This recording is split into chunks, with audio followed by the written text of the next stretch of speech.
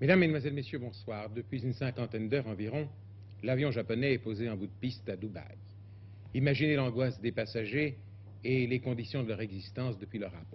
Alors que le thermomètre là-bas dépasse 40 degrés à l'ombre, mais il n'y a pas d'ombre en fait.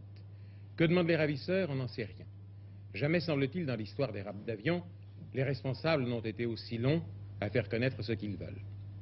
On ne sait pas qui ils sont, on ne sait pas à quelle organisation exactement ils appartiennent, mais la vie de 140 personnes est en jeu. Depuis aujourd'hui midi, nous avons reçu par satellite des images de Dubaï. Michel Bader, maintenant, va vous les commenter et faire le point. Compte tenu du décalage d'heure, le Boeing 747 de la Japan Airlines et ses passagers ont déjà entamé leur troisième nuit sur la piste de l'aéroport de Dubaï.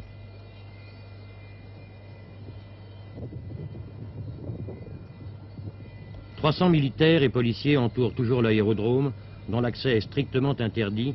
Il est même interdit d'en approcher à moins de 3 km. «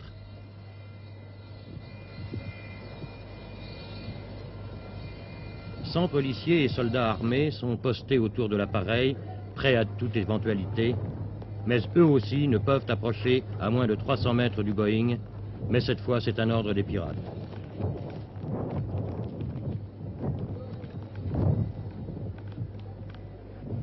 Les patrouilles surveillent les alentours et l'ambiance est extrêmement lourde. Au travers des hublots, on ne voit rien bouger.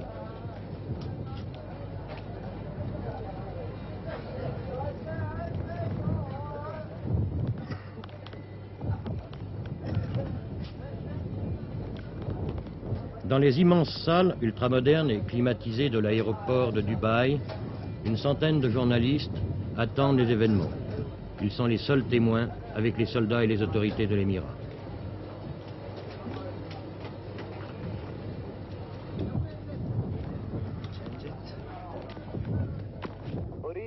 Au cours du dialogue qui s'est établi cet après-midi entre la Tour et les pirates, il a été cette fois question de régler les problèmes sanitaires qui commencent à se poser aux victimes du détournement. Car le Boeing est isolé sur une piste brûlante.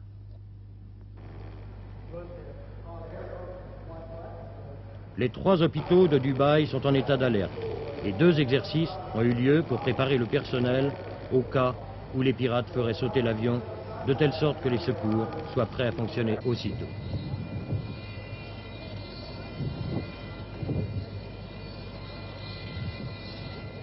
Pendant ce temps, une ligne téléphonique directe et un téléx ont été établis entre Dubaï et Tokyo. En effet, le président de la Japan Airlines est arrivé sur place 20 heures après le début du drame. Une voiture est venue apporter un autre climatiseur, le premier ayant été endommagé. Mais le ministre japonais des Transports a confirmé ce soir que la ligne de conduite des autorités japonaises dans l'affaire du détournement de ce long courrier géant de la Japan Airlines consiste à empêcher que l'avion puisse à nouveau décoller, à moins que tous les passagers embarqués à bord soient autorisés à quitter l'avion à Dubaï.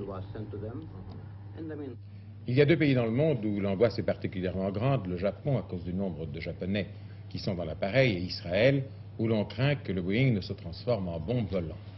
Avant de nous rendre à Tokyo puis à Tel Aviv, je voudrais demander à Christian Brincourt de nous dire dans quelles conditions les passagers sont dans le Boeing actuellement. Depuis le début de cette aventure, nous vous avons relaté les différentes péripéties de ce rapt d'avion. Nous avons cherché à découvrir les principales motivations qui ont poussé ce commando à détourner ce jumbo jet, détournement, il faut le dire ce soir, qui a soulevé la réprobation générale dans tous les pays du monde. Par manque d'informations, nous avons peu parlé du sort de ces 140 personnes, de ces passagers, des gens comme vous, comme nous, qui vivent, eux, depuis 56 heures maintenant dans des conditions épouvantables. En comprenant l'équipage japonais, ils sont donc 140 enfermés à l'arrière de ce jumbo jet. Des Japonais, des Allemands, des Suisses, un Hollandais et en principe 2 Français. Depuis 56 heures, donc, l'univers de ces gens se limite à 3 rangées de fauteuils séparés par 2 étroites allées, à gauche et à droite des hublots, d'où ils aperçoivent le désert, l'aéroport de Dubaï et au loin des soldats en armes. De surcroît, les 3 pirates ont confisqué aux passagers leurs sacs de voyage et autres objets personnels. Il faut dire aussi qu'il se trouve plusieurs femmes dans cet avion, et surtout une petite fille japonaise âgée de 4 ans, que les pirates refusent toujours de libérer malgré les supplications de la tour de contrôle. Parmi les otages, on compte aussi 31 personnes très âgées qui effectuaient un tour d'Europe pour leurs vacances. À Dubaï, il a fait 42 degrés à l'ombre aujourd'hui. L'air conditionné de l'appareil fonctionne mal, on vient de vous le dire, et l'avion est placé en plein soleil. Seul atout pour les otages, parmi eux se trouve un médecin. Je vous laisse également imaginer les problèmes sanitaires posés par la présence de ces 140 personnes enfermées dans l'avion depuis 56 heures. Il semble que toutes les vivres embarquées à Paris et à Amsterdam soient maintenant épuisées. Pour la journée d'hier, par exemple, les otages se sont partagés 250 sandwichs et quelques boissons. Mais aujourd'hui, les pirates ont accepté de hisser à bord, à l'aide d'une corde, des plateaux repas. Et puis, surtout, à tout ceci, il faut ajouter la tension nerveuse, la peur permanente provoquée par la présence des pirates armés de revolvers et de grenades, qui ont déclaré qu'ils n'hésiteraient pas à faire sauter l'avion avec ses occupants s'ils étaient menacés. Enfin, reste l'incertitude de l'avenir pour ces gens, car n'oublions pas que les pirates, l'arabe et les 2 japonais, n'ont toujours rien exigé en échange de la liberté de ces hommes et de ces femmes. Il y a 113 passagers japonais. À Tokyo, l'attente anxieuse des familles se prolonge. Les uns veulent partir pour Dubaï afin d'être plus près des leurs qui sont dans l'avion. D'autres personnes insistent pour que la Japan Airlines fasse tout pour obtenir, disent-elles, une libération immédiate, comme si c'était si simple. De Tokyo, par radiotéléphone, des précisions données par notre confrère Potiez. Au Japon, l'angoisse est générale. Tout d'abord, on craint pour la santé et la vie des passagers, dont certains, vous le savez, sont très âgés. Et puis parce qu'on redoute le caractère très dur du commando terroriste, dont un ou plusieurs membres appartiennent à la Rainbow Sekigun, c'est-à-dire l'armée rouge unie. Enfin, la police de Tokyo, qui fouille dans ses fichiers, a, paraît-il, annoncé l'identité d'un de ces terroristes. Il s'agirait de Osamu Maruoka, 22 ans, entraîné chez les Palestiniens. D'autre part, des rapports des services secrets japonais et occidentaux prouvent que l'armée rouge unie japonaise a des connexions avec les Palestiniens, les Tupamaros uruguayens, l'IRA irlandaise et autres mouvements révolutionnaires de par le monde. Par conséquent, on craint ici à Tokyo de nouveaux attentats, hélas, et de nouveaux détournements d'avions avec participation japonaise. Vous le voyez, la série noire risque de continuer.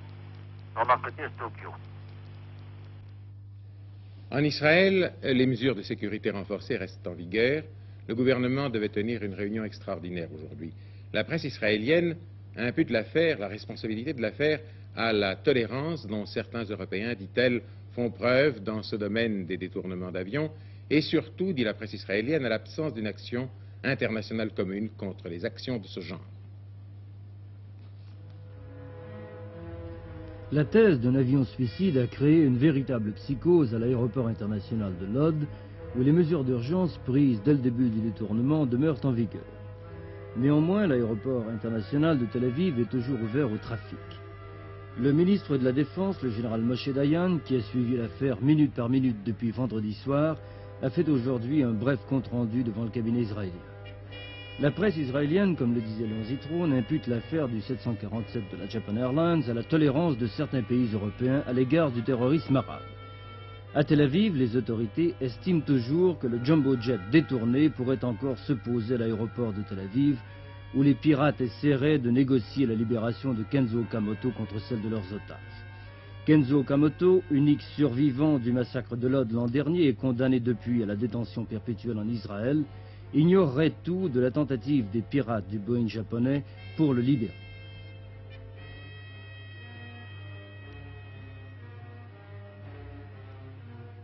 L'avion, je vous le rappelle, était parti de Paris et devait normalement voler vers Tokyo par Amsterdam, mais la route du pôle, Anchorage. Il a été détourné après l'escale d'Amsterdam. J'appelle en direct le siège de la Japan Airlines à Paris. Il y a là peut-être d'autres informations. Renaud Delourme, à vous. Vous m'entendez, Renaud Delourme? Je vous entends, Léon Zitrone. Eh bien, aucune nouvelle pour l'instant. Mais depuis 50 heures, depuis le moment où ici, au siège de la Japan Airlines, on a appris le détournement du Boeing, on guette chaque nouvelle de l'avion détourné. Tout le personnel de la compagnie a été mobilisé, soit autour des téléscripteurs qui transmettent directement les informations venant de la direction de Tokyo, soit autour des téléphones pour répondre aux familles des passagers, pour répondre aux journalistes, et encore parce que la vie continue, pour donner des informations sur les vols de la compagnie ces prochains jours.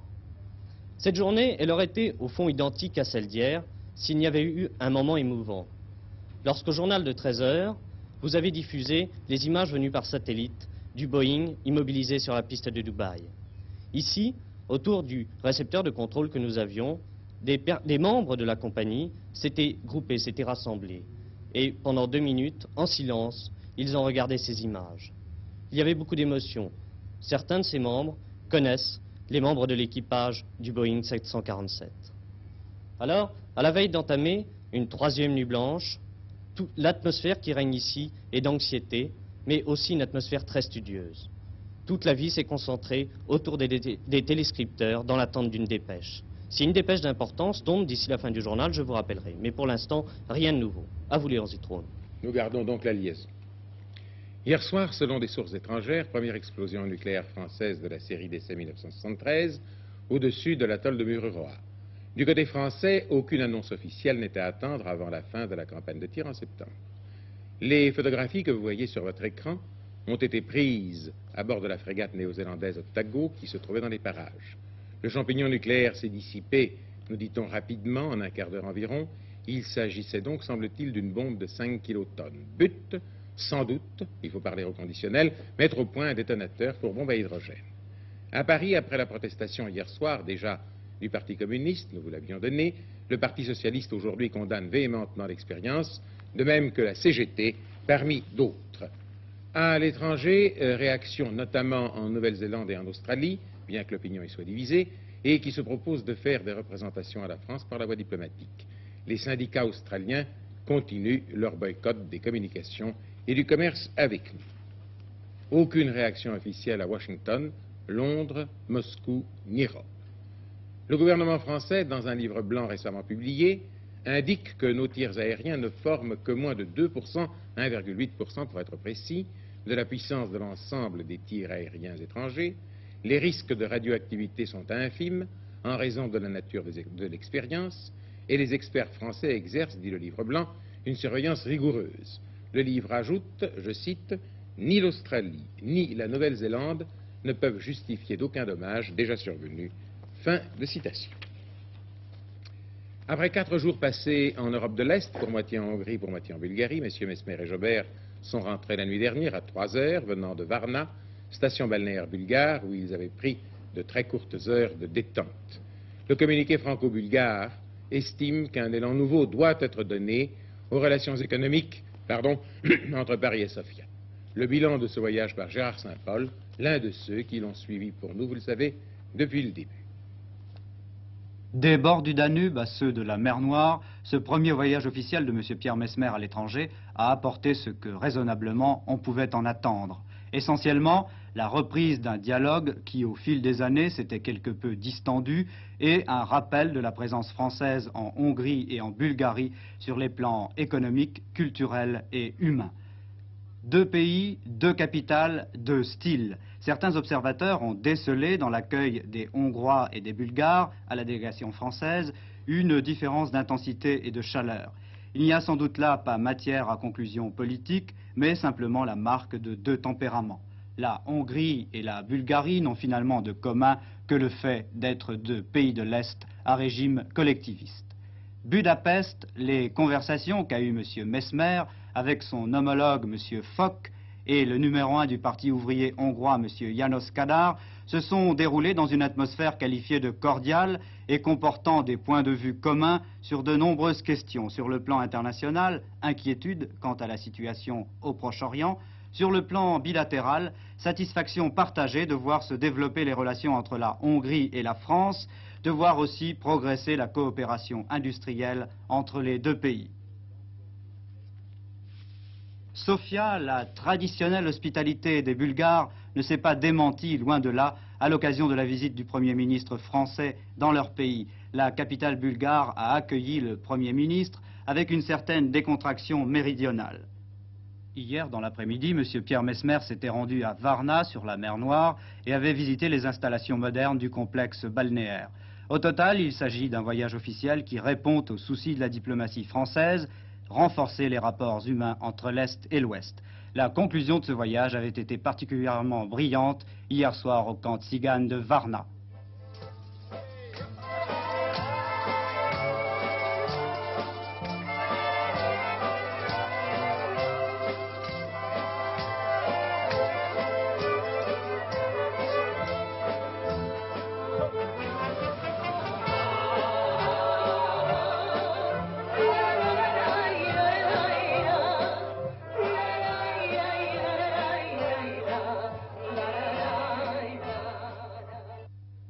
Bref télégramme de l'étranger, le président d'Égypte, Sadat, parlera demain, jour anniversaire de la révolution égyptienne de 1952.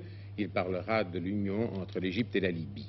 On sait déjà que les dirigeants égyptiens interviennent auprès du colonel Kadhafi de Libye pour que celui-ci reprenne sa démission d'il y a une dizaine de jours. M. Walter Ulbricht, l'ancien numéro 1 du Parti communiste d'Allemagne de l'Est et qui est âgé de 80 ans, a eu une crise cardiaque grave jeudi. Son état inspire de l'inquiétude. À Moscou, lancement d'une station interplanétaire vers Mars. Durée du voyage, 188 jours et quelques heures. Il s'agit de la suite du programme d'exploration des planètes à l'aide de sondes automatiques. Voyage encore, mais plus bref, parlons vacances. Où vont les Français? Pour quelle durée? Qui peut partir? Qui ne part pas ou ne peut pas partir? Grosso modo, le nombre de ceux qui prennent des vacances est passé en quelques années, disons le pourcentage, de 41% à plus de 46%. En revanche, par rapport à il y a 4 ans, par exemple, la durée moyenne d'un séjour est passée de 27 jours, 2 à 26 jours. C'est ce que révèle une enquête de l'Institut national de la statistique, c'est-à-dire l'INSEE, l'INSEE. C'est depuis 1965 que l'INSEE étudie les départs en vacances des Français. Pour l'année 1972, les résultats sont connus. En 7 ans, de 1965 à 1972, 5,4% d'augmentation du taux de départ en vacances. Par contre, la durée des séjours est en diminution. Elle passe de 27,2 jours en 65 et en 69 à 26 jours en 72. L'INSEE a classé en catégories socio-professionnelles ceux qui partent et ceux qui restent. Arrivent en tête de ceux qui partent les professions libérales et les cadres supérieurs avec 83,8%. Viennent ensuite les cadres moyens, les employés, les patrons d'industrie et de commerce, les ouvriers, les inactifs et enfin ceux qui partent le moins, les exploitants et salariés agricoles, 11,7%. On peut rapprocher de ces chiffres ceux des départs par catégorie de communes. On part moins dans les communes rurales que dans des villes comme Paris ou que dans les grands complexes résidentiels. Si les chiffres par catégorie professionnelle montrent que les plus fortunés font la majorité des départs, il n'en est pas de même pour le classement par âge. En effet, ce sont les jeunes de 25 à 29 ans qui arrivent en tête. Viennent ensuite les 30 à 39 ans, les 0 à 13 ans, les 20 à 24 ans et en queue de peloton, les 70 ans et plus. La France garde la première place des lieux de séjour des vacanciers. Où aller en vacances? Mer, montagne, campagne, les Français ont choisi. Lorsqu'ils restent en France, ils vont au bord de la mer, puis ensuite la campagne, la montagne, la ville et les circuits. À l'étranger, toujours la mer, mais ensuite les circuits touristiques, puis la campagne, la montagne et la ville. Enfin, sachez, car la date approche, que c'est entre le 28 juillet et le 3 août que partent la plupart des vacanciers. Si vous n'aimez pas les embouteillages, il vous faudra attendre l'année prochaine pour partir entre le 1er et le 3 juin. Une dernière information avant de passer au Kenya sur le Boeing 747. Oui, aucune nouvelle en ce qui concerne l'avion, mais une dépêche nous parvient à l'instant même de Tel Aviv. Le gouvernement israélien s'est réuni aujourd'hui et n'a reçu aucun appel demandant la libération du japonais Okamoto, le seul survivant des auteurs du massacre de Lod qui purge actuellement dans une prison israélienne une peine de prison à vie, excusez-moi. Vous l'avez vu en direct, vous le reverrez à nos émissions sportives. Ocaña a remporté le Tour de France organisé par nos confrères le Parisien Libéré et l'équipe. La foule de Vincennes lui a fait l'ovation qu'il méritait. Le grand coureur espagnol rejoint ainsi sur la liste des champions du Tour de France, et pour ne parler que de ceux de l'après-guerre, Bartali, Kopp, Pic, Koblet, Bobet, Anctil, Gaulle, Bahamontes et Di Merckx. Qu'ils soient encore vivants ou qu'ils regardent le triomphe d'Ocaña de là-haut, les très grands, ceux qui ont fait l'histoire et la légende du Tour de France, ne peuvent que reconnaître en Ocaña le régal. Ocaña, aujourd'hui à côté de sa femme, à Vincennes, après l'arrivée du Tour. Après le Tour de France, passons en un raccourci audacieux peut-être, mais indispensable, au Tour de taille et au Tour de hanche. À Athènes, berceau de notre civilisation, on a couronné Miss Univers, la plus belle des belles, Philippine. Ce n'est pas son prénom, c'est le pays dont elle est originaire. Elle s'appelle Maria Margareta Moran. Elle était hier la plus jolie de toutes ces ravissantes, dont l'alignement impeccable mettait en valeur la silhouette. Elle succède à Miss Univers 1972, celle qui va entrer ici au centre. Maria Margareta est à gauche en robe très claire. Maria Margareta Moran, 92 de tour de hanche, 59 de taille, 92 aussi de poitrine. Mais quelle drôle d'idée de la mesurer en diagonale. On va dire en baudrier. Eh bien, belle dame, maintenant, voici votre micro pour vos impressions. Non, c'est son sceptre de reine élue. Quand je pense qu'envoyé spécial de l'ORTF l'an passé aux Philippines, je ne l'ai pas découverte. Il faudra y retourner quand elle aura fini une grande tournée de par le monde qui, avec $10 000 cash, forme son premier prix. Miss Moran, brune aux yeux marrons, foncée, est étudiante en hautes études commerciales. On aurait envie de passer avec elle une agrégation de comptabilité analytique. En fait, elle va devenir mannequin, ce qui lui procurera, vous venez de le voir, une situation assise. On installe en France depuis, du moins de plus en plus, de parcs zoologiques, de réserves d'animaux. Les oiseaux, jusqu'ici un peu délaissés, ont depuis quelque temps un nouveau paradis, le château de Sauvage, où va nous emmener maintenant Denise Boer.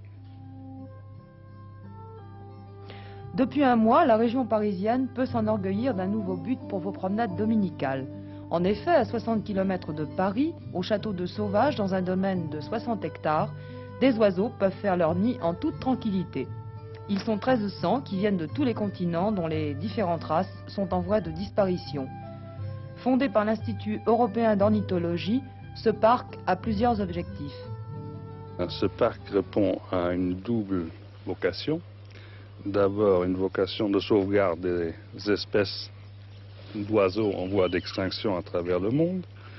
Et une deuxième vocation de présentation au public des oiseaux, et notamment les oiseaux les plus rares qui existent de par le monde. Nous espérons ainsi que par la vue de ces oiseaux, le public prenne conscience des dangers qui menacent certaines espèces. Il y en a beaucoup au niveau de disparition? Il y en a malheureusement trop. Dans ce parc, il y a une demi-douzaine d'espèces qui n'existent qu'à quelques centaines d'exemplaires au monde, notamment des cygnes trompettes, des sarcelles de Lézan.